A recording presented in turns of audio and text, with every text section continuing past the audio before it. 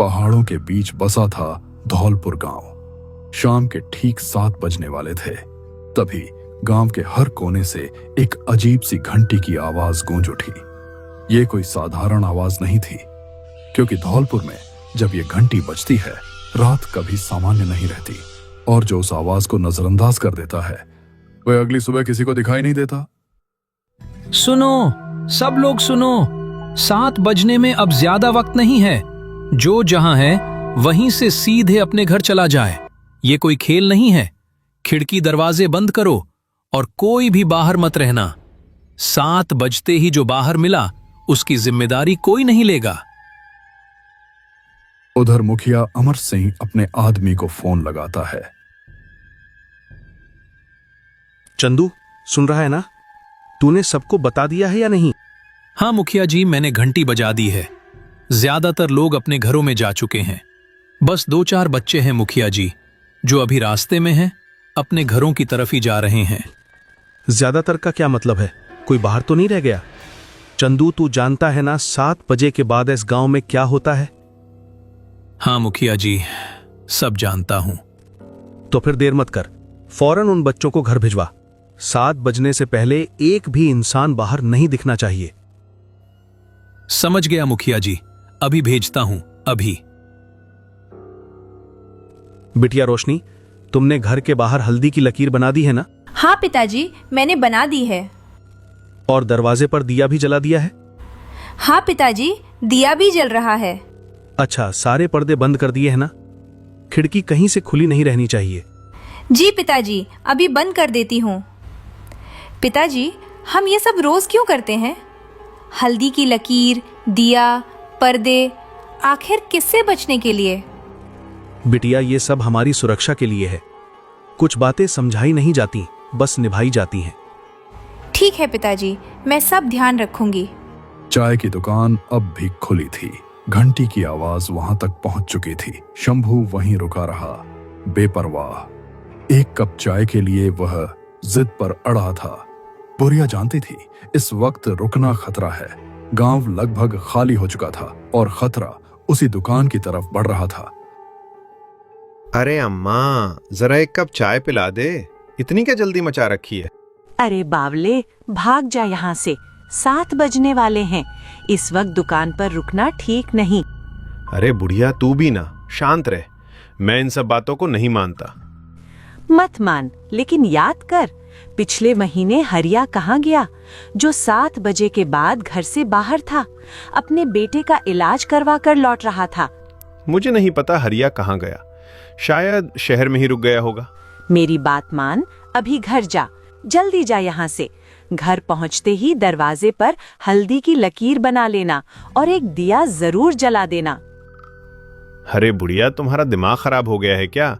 तू ये सब मुझे क्यों सुना रही है? पूरा गांव गहरी खामोशी में डूब चुका था। हर घर की खिड़कियां बंद थीं, दरवाजों पर दियों की लौ कांप रही थी और हल्दी की पीली लकीरें अंधेरे में चमक रही थीं।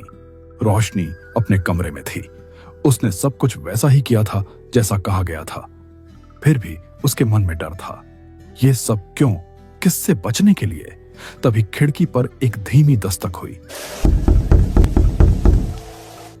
और उसी पल ऐसा लगा जैसे रोशनी की सांसें थम गई हों। रोशनी खिड़की के पास पहुंची और बाहर झांका। चांदनी में उसे एक परिचित साया दिखाई दिया। वही चेहरा, वही आंखें।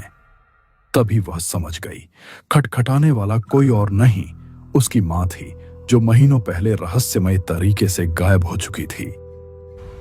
माँ, आप इतनी रात में बाहर क्यों खड़ी हो? आपको ठंड लग रही होगी, अंदर क्यों नहीं आई? रोशनी बेटा, दरवाजा खोल। बाहर बहुत डर लग रहा है मुझे। ठंड से पूरा शरीर कांप रहा है मेरा बेटा। मुझे बहुत ठंड लग रही है। मैं यहाँ अकेली खड़ी हूँ। जल्दी दरवाजा खोल दे रोशनी। अपनी माँ को बाहर मत छोड़। बस एक बार दरवाजा खोल दे बेटा। माँ, आप इतने दिनों से कहाँ थीं?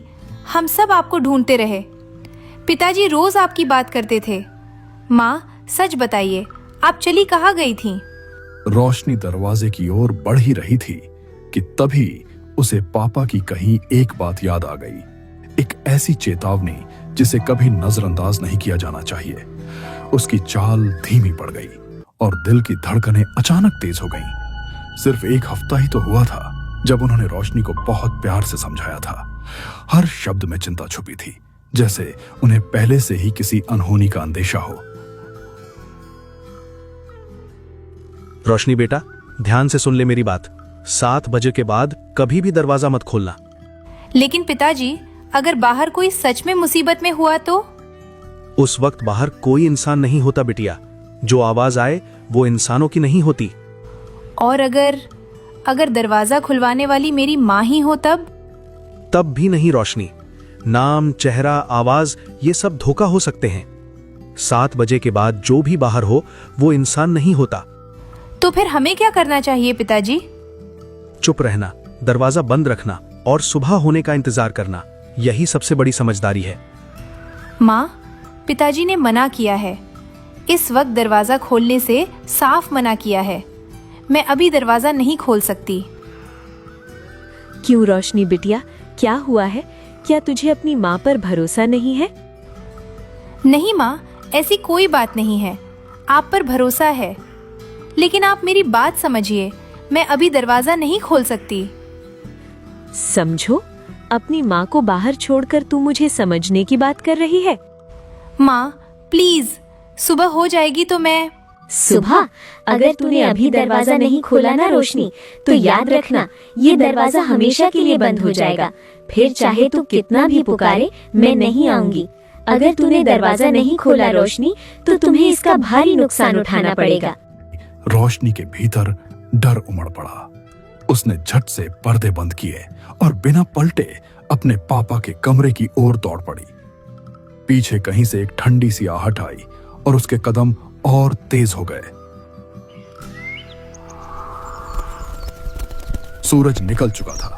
रात का डर अब रोशनी में बदल रहा था। अमर सिंह जब अपने कमरे से बाहर आए तो देखा रोशनी पहले से ही घर के बरामदे में बैठी थी। उसकी आंखों में रात भर की थकान थी। अमर सिंह को सामने देखते ही रोशनी ने चुपचाप सिर उठाया और उसने कहा, पिताजी, कल रात कोई आई थी, दरवाजे पर खड़ी थी, बार बार दरवाजा खोलने को कह रही थी। मैंने नहीं खोला, लेकिन उसकी आवाज, उसका चेहरा, सब कुछ माँ जैसा ही था। बिटिया, वो तुम्हारी माँ नहीं थी। जो तुमने देखा और सुना वो सिर्फ एक भ्रम था। लेकिन पिताजी, मुझे यकीन था वह बिल्कुल माँ जैसी ही लग रही थी। इसीलिए तो मैं कह रहा हूं रोशनी, अब बातें काफी हो चुकी हैं। तो मेरे साथ चल, आज मैं तुम्हें कुछ दिखाना चाहता हूं ताकि तुम्हें सब समझ आ जाए। दोनों गांव की सीमा पार करते हुए एक पुराने कुएं के पास आकर रुक गए। वह कुआं इतना प्राचीन था कि उसे देखते ही एहसास हो जाता था, यह जगह साधारण नहीं है। उसकी टूटी हुई मुंडेर, काय जमी दीवारें और गहराई से उठती ठंडी हवा किसी छिपे खतरे की गवाही दे रही थी। ऐसा प्रतीत होता था मानो उस कुएं की अथाह गहराइयों में न जाने कितने अनकहे राज दफन हो।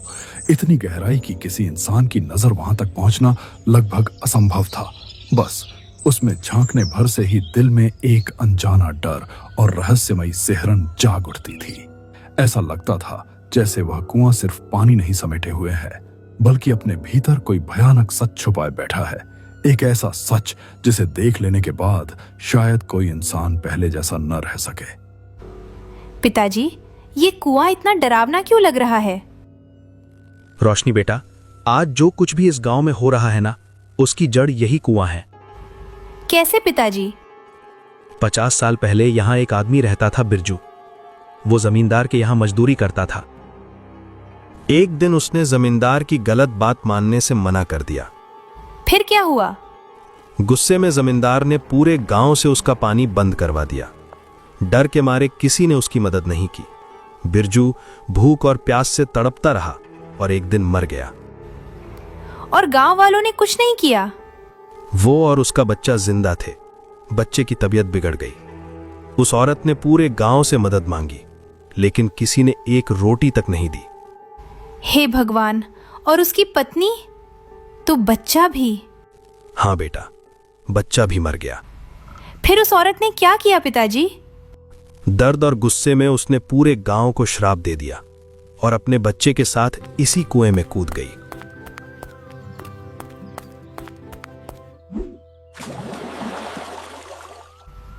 इसलिए 7 बजे के बाद कोई बाहर नहीं रहता। हाँ रोशनी, तभी से 7 बजे के बाद जो भी बाहर रहा वो वापस नहीं लौटा। रात के ठीक 7 बज चुके थे। शंभू अपने घर के अंधेरे कोने में बैठा शराब पी रहा था। बाहर फैली खामोशी से वह बेखबर था। उसे अंदाजा भी नहीं था कि यह रात उसके लिए कुछ और ही लिख चुकी है। उसने दरवाजे पर न हल्दी की लकीर बनाई थी और न ही वहां कोई दिया जलाया था, जैसे खतरे को उसने खुद ही न्योता दे दिया हो। अरे ये पूरा गांव ही झूठा है, सब ड्रामे हैं। कौन से भूत प्रेत, सब बकवास बातें हैं। डराने के लिए कहानियां बना रखी हैं लोगों ने। मैं किसी घंटी वंटी को नहीं मानता। जो होना होगा देख लेंगे। कोई भूत मेरा कुछ नहीं बिगाड़ सकता। शंभू ठिठक गया। अजी जरा दरवाजा खोलिए, मैं बाहर खड़ी हूँ, बहुत ठंड लग रही है। क्या अपनी पत्नी को बाहर ही छोड़ देंगे? बस एक बार दरवाजा खोल दीजिए। अरे मालती, तू तो 5 साल पहले मर चुकी थी ना। अजी मैं जिंदा हूँ, दरवाजा खोलिए, मुझे अंदर आना है।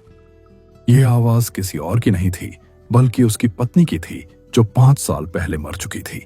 आवाज बिल्कुल वैसी ही थी जैसे वह आज भी जिंदा हो। शराब के नशे में डूबा शंभू, जो बरसों से अपनी पत्नी की एक झलक को तरस रहा था, धीरे धीरे दरवाजे की तरफ बढ़ने लगा। उसकी आंखों में उम्मीद थी, डर नहीं। उसी वक्त गांव के किसी आदमी ने रोशनी को खबर दी। पिताजी, शंभू चाचा ने आज ना हल्दी की लकीर बनाई है और ना ही दरवाजे पर दिया जलाया है। यह सुनते ही अमर सिंह के चेहरे का रंग उड़ गया। क्या कहा तुमने? ये ठीक नहीं हुआ रोशनी। हाँ पिताजी, सब कुछ वैसे ही खुला पड़ा है। और आप पिताजी? तुम अभी दरवाजा अच्छी तरह बंद करो, खिड़की पर्दे सब बंद कर लेना। मैं अभी जाता हूं, खुद जाकर देखता हूं शंभू को। जब तक मैं लौटूं दरवाजा किसी भी हालत में मत खोलना। उन्होंने झट से अपने गले में रुद्राक्ष की माला डाली और बिना एक पल गंवाए शंभू के घर की ओर बेतहाशा दौड़ पड़े। रास्ते भर दिल जोर जोर से धड़कता रहा। मन में बस एक ही डर था, कहीं बहुत देर ना हो चुकी हो। जब वह वहां पहुंचे तो सामने का मंजर देखते ही उनके कदम थम गए और अमर सिंह के होश उड़ चुके थे। अमर सिंह के वहां पहुंचने से पहले ही सब कुछ खत्म हो चुका था। शंभू ने डर और उम्मीद के बीच खुद ही दरवाजा खोल दिया था। जब अमर सिंह उसके घर के बाहर पहुंचे तो उनके सामने जमीन पर शंभू की निःशब्द लाश पड़ी थी। हे भगवान, मैं देर कर गया। अगर थोड़ा पहले पहुंच जाता तो शायद। शंभू, मैंने कितनी बार समझाया था तुझे, कभी किसी की बात नहीं सुनी तूने। घमंड में सबको झूठा समझता रहा। क्यों नहीं माना तूने नियम? एक लकीर, एक दिया, इतना भी नहीं कर पाया। तेरी जिद ने आज तुझे ले डूबा शंभू। ऐसा प्रतीत होता था जैसे दरवाजा खुलते ही अंधेरे से कई हाथ एक साथ बाहर निकले हों। उन हाथों ने शंभू को बेरहमी से खींचा और एक ही पल में उस पर टूट पड़े। किसी को कुछ समझने का मौका तक नहीं मिला। उसकी चीख पूरे गांव में गूंज उठी और फिर सब कुछ खामोश हो गया। अमर सिंह समझ चुके थे कि अब कुछ भी बदला नहीं जा सकता। भारी मन और टूटी उम्मीद के साथ वह घर लौट आए।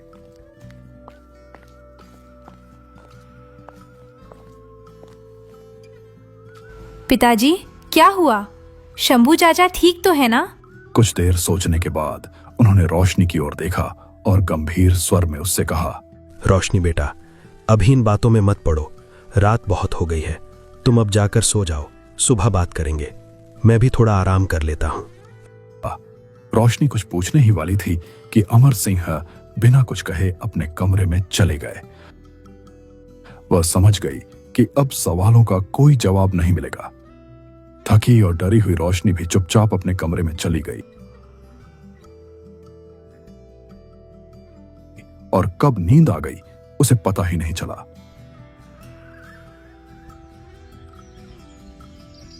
अगली सुबह जब गांव जागा तो शंभू का घर पूरी तरह वीरान पड़ा था। ऐसा लग रहा था मानो वहां कई दिनों से किसी ने सांस तक न ली हो। दरवाजा आधा खुला लटक रहा था खिड़कियां हवा के साथ धीमी धीमी आवाज में चरमरा रही थीं। घर के अंदर हर चीज बिखरी हुई थी, जैसे किसी ने जल्दबाजी में सब कुछ छोड़ दिया हो।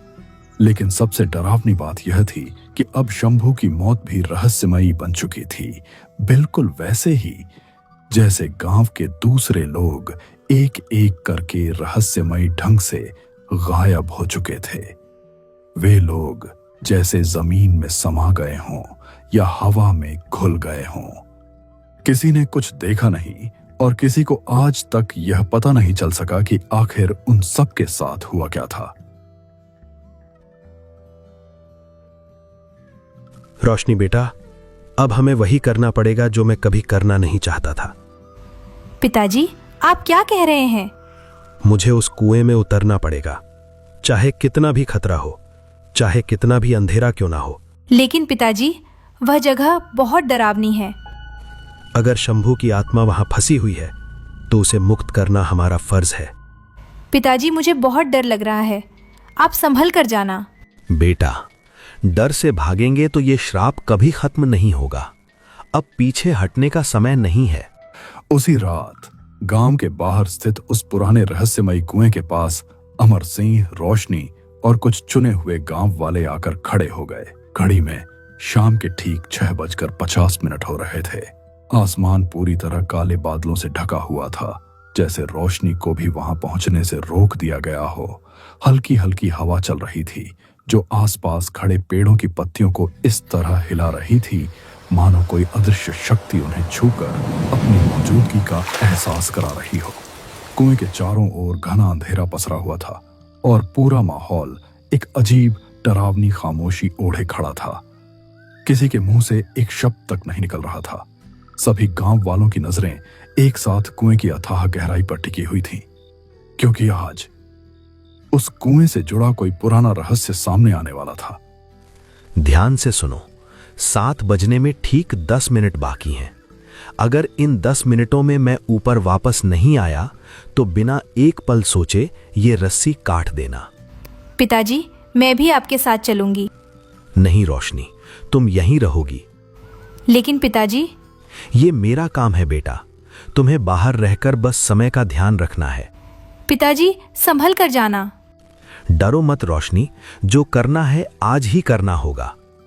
अमर सिंह रस्सी थामे कुएं की गहराइयों में उतरने लगे। यह कुआं सामान्य नहीं था, उसकी तली कहीं दिखाई नहीं दे रही थी। नीचे सिर्फ स्याही जैसा अंधेरा फैला था। जैसे जैसे वह और नीचे जाते गए, चारों तरफ से अजीब सी सरसराहट और अनजानी आवाजें उभरने लगीं, मानो कुआं खुद अपनी कहानी फुसफुसा रहा हो। आ गए तुम भी। लेकिन अमर सिंह ने एक पल के लिए भी कदम नहीं रोके। डर को पीछे छोड़ते हुए वह रस्सी के सहारे और नीचे उतरते चले गए। काफी देर बाद उनके पांव आखिरकार कुएं की तली से टकराए। वहां कोई पानी नहीं था, बस चारों ओर बिखरे पड़े थे पुराने सड़े गल चुके कंकाल, मानो यह कुआं कभी कब्रगाह रहा हो, जहां अनगिनत जिंदगियां हमेशा के लिए दफना दी गई हों।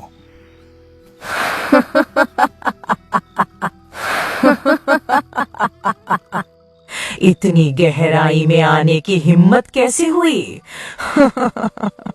ये कुआं पानी का नहीं है, ये दर्द और बदले से भरा है।